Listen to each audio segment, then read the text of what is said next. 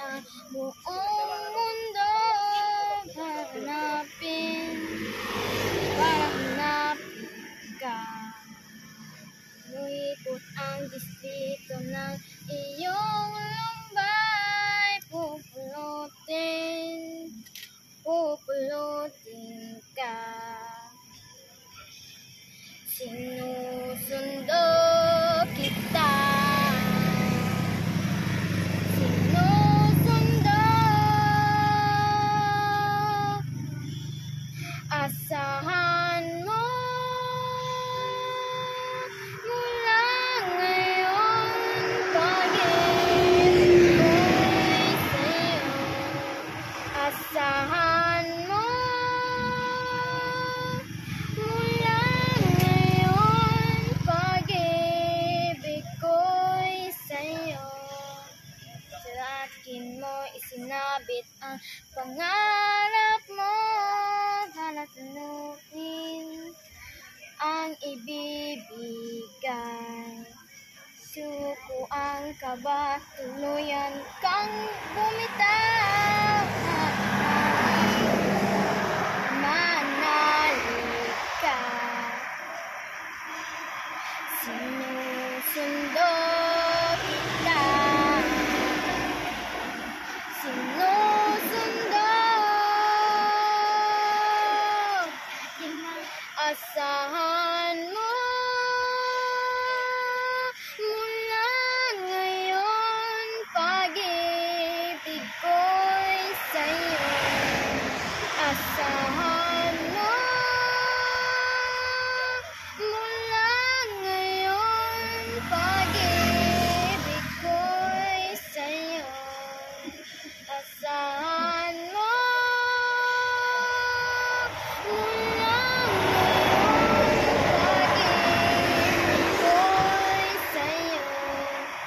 asahan mo mula ngayon, pag-ibig ko'y sa'yo. Asahan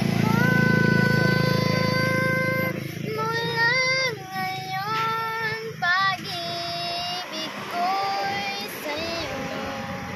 Asahan mo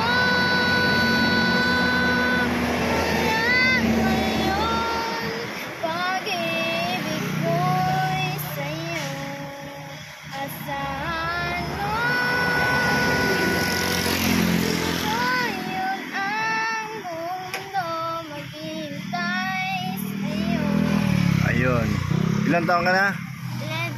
11. 11. Mahilig ka ba talaga kumanta? Opo.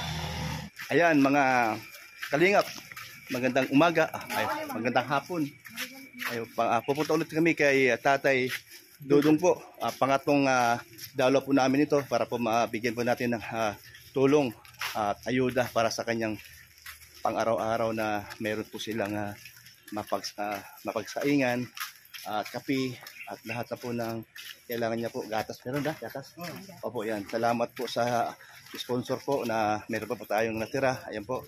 Meron po tayong ibibigay para kay Tatay Dudong na 12 taon nakahilatag po sa banig kaya sa kayang sakit na high blood.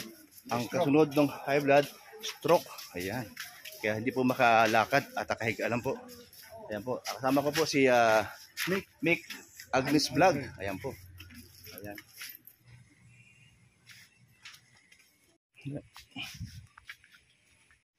Andito tayo ngayon sa bahay ni Tatay Dudong. Ayan, kamusta na po, Nanay Linda? Oo. Ay si Tatay. Laki talaga ng tulong niya sa amin. Oo nga po. Oo. Laki talaga ng tulong niya sa amin. Kamusta naman? Si Tatay Dudong? Okay lang. Okay lang. Okay lang. Kasi pinuntahan namin yung magpipiti na wala man siya. Sabi ni nakalib siguro. Araw na babalik kami dito nakasama na siya. Hindi man namin na natatagpuan. Naka-lead daw. Ayan. So ito nagdala kami ng para sa bigas. Oo. Para naman kahit papaano, no? Laki talagang tulong, lalo na ngayon, mahal.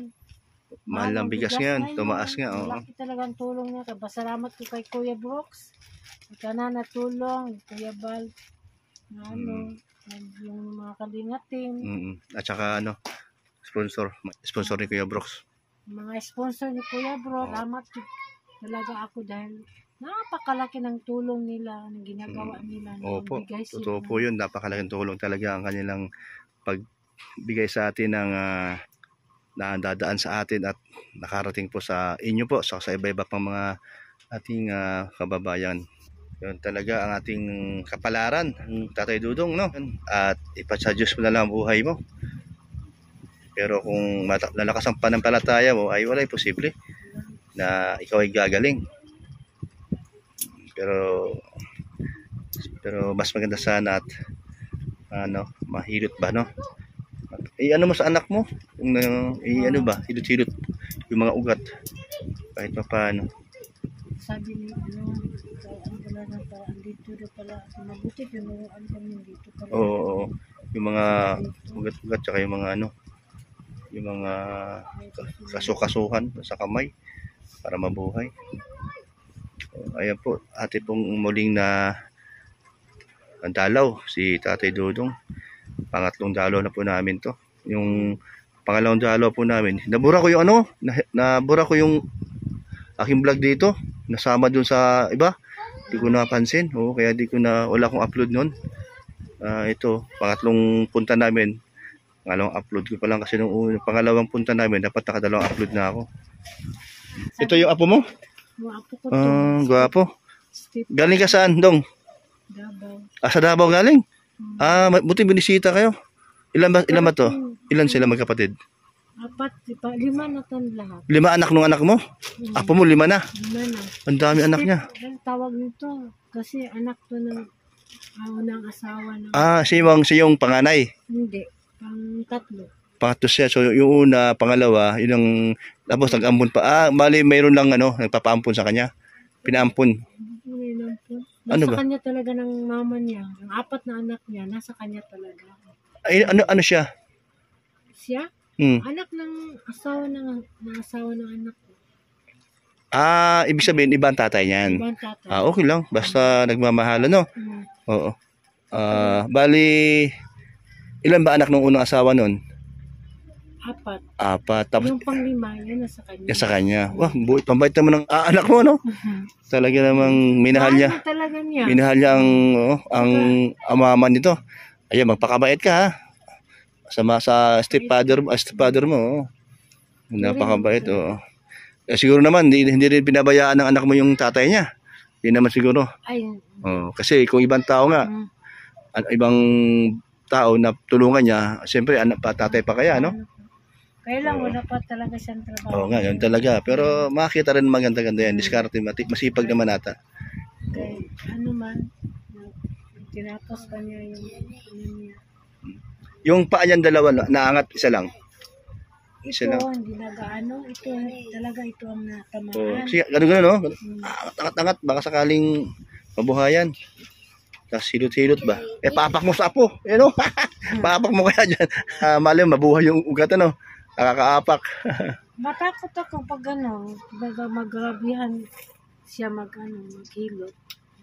Baka ma-over. Ganun ba? Pero pag ang piti daw, talagang... Yun na nga atin Hindi naman nachichimpuhan yung tao niyan. Paano pala yun? Maraming lakad. So, siguro maraming nagpahilo.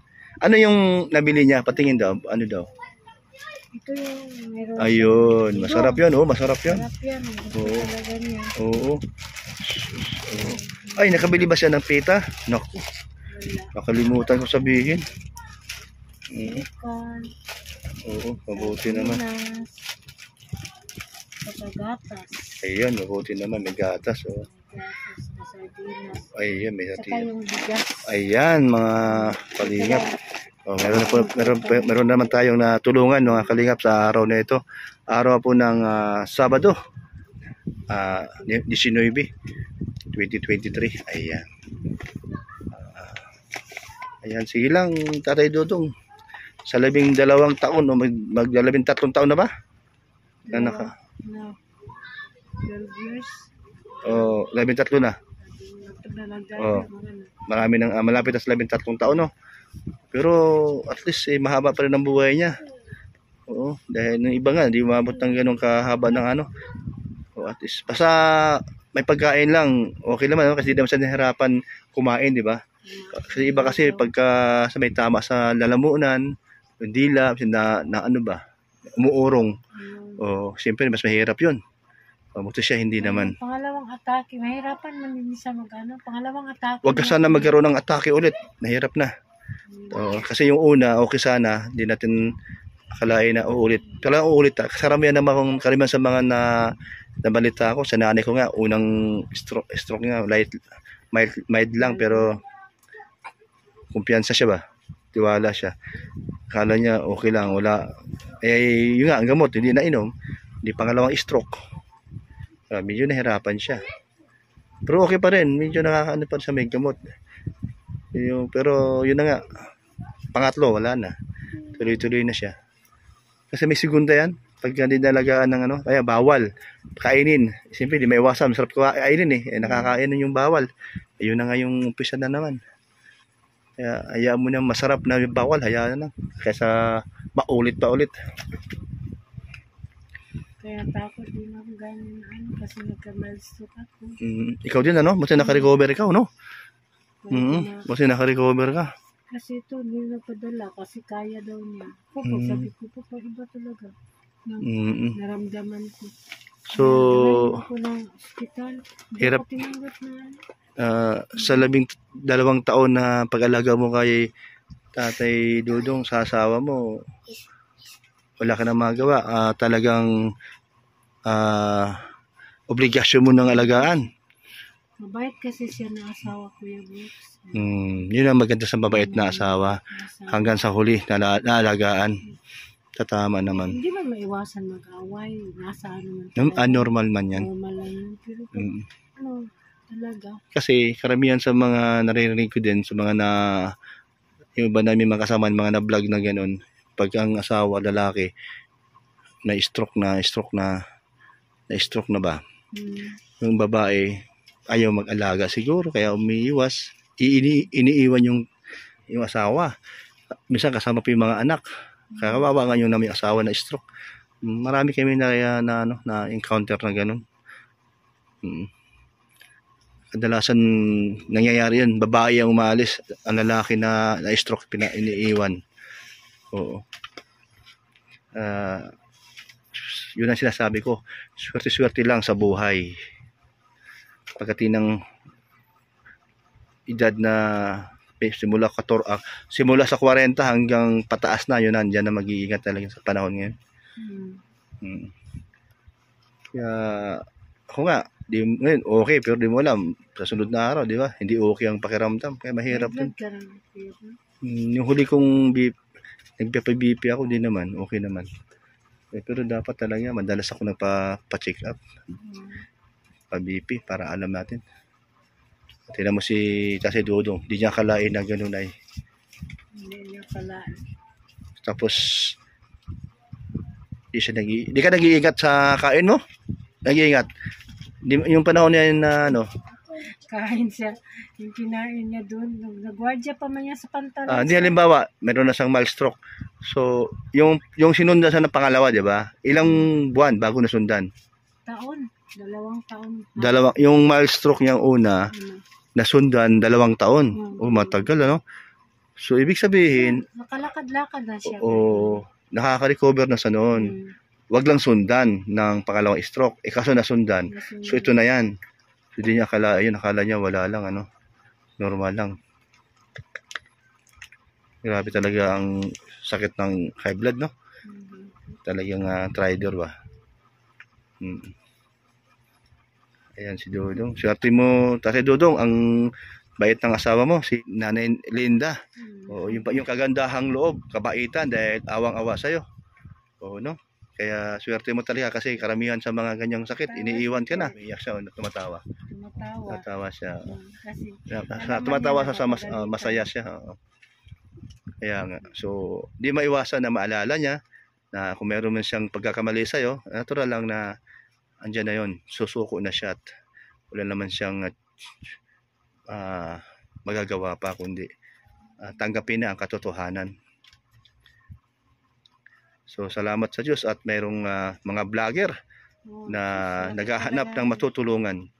Laki talaga ng tulong ng mga vlogger. Kahit na papano, Pero bang sa 5 kilo niyan, may ilang araw din bago maubos. kami, yung pangalawa, mayroon pang kunti. May natira pa. Mga So, 3 talagang tipid ano. tipid lang. So, kailangan mo rin, siyempre, pray ng pray, tiwala sa Diyos na meron pang darating na blessing para sa inyong pamumuhay araw-araw. Marami pa kayo. Kasi si Tatay Dudong wala na sa magagawa. Hindi na sa makapaghanap buhay para buhayin ka.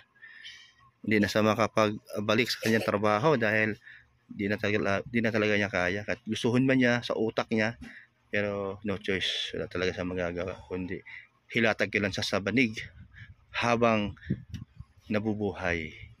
Kaya ipadya sa Diyos mo na lang ang buhay mo. Tanggapin mo na lang si Kristo bilang tagapagligtas mo. Tatay Dudong. Yun ang magandang halimbawa, paraan. Hindi lang halimbawa, yung katotohanan, yun na yun. Dahil, tapos ipag-pray mo din ang asawa mo na bigyan siya ng lakas at hindi siya magkasakit para ang alaga sa'yo tuloy-tuloy. At makahanap siya ng iba pang paraan, makapaghanap buhay. Kung may makita siyang magpapautang sa kanya, magpapahiram ng pera, dahil meron siyang plano na magtinda-tinda ulit doon sa kanyang dati yung tinitinda mo, no? Kaya nga. Uwi na ako sa sa 23 next week. Ingat ka. Sa Maynila, may ticket na kasi. Hindi ka na babalik, kuya bro? Siguro babalik naman siguro pagka kailanganin. Kasi nandun kasi yung pamilya ko. Saan kayo sa Manila? Sa Taguig, pero lilipat kami ng Dait. Sa Dait kasi merong luti ako doon na binigay sa akin ng aking mabait na sponsor. At nakatulong yung ibang sponsor, si Inday Guapa at si Star Migo, doon sa lupa na aking titirikan ng kubo hanggang mabuo. Ayan.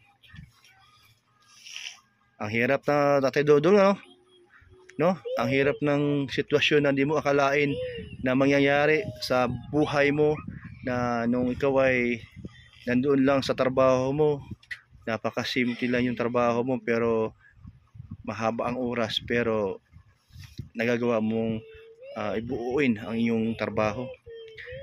Pero di mo akalain na sa biglang isang iglap, ang buhay mo ay hindi na talaga napakinabangan ang iyong katawan.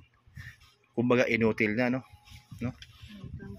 Pangit pakinggan, inutil, pero yun ang katotohanan ay. Di ba Tatay Dudong, no? Wala ka na magagawa. Buti na lang yung pagkatao mo mabait. Kung halimbawa yung noong ikaw ay malakas pa at napakasalbahe mo, nalaman ng mga tao na sinasalbahe mo, baka matuwa pa. Buti nga sa kanya kasi salbahe yan, no?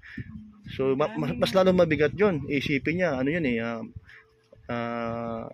karma kung tawagin, no? Sa kanya hindi naman, dahil mabait naman siya. At least kahit na gano'n siya, panatag ang kalooban niya at isipan niya, wala sang taong inaapakan. Tama ba ako? Tatay Dudong? Wala kang taong inaapakan? Ayan. Yun ang pagkakaiba sa taong salbahe. Kaya pa doon naman taong salbahe o mabait, pagdating sa karamdaman na gano'n, na meron kang sakit na high blood, talaga namang hindi mo alam kung kailan yung aatake sa'yo sa sakit na high blood. Kaya mas maganda naman yung maging mabait kaysa maging salbahe, di ba? Lalo na ngayon, may sakit ka na, mas lalo ka pang magbait, talagang super bait ka. Isuko mo na yung buhay mo sa Diyos, sa Panginoong Hesus, para ang buhay mo ay mapunta sa buhay na walang hanggan. Ayan.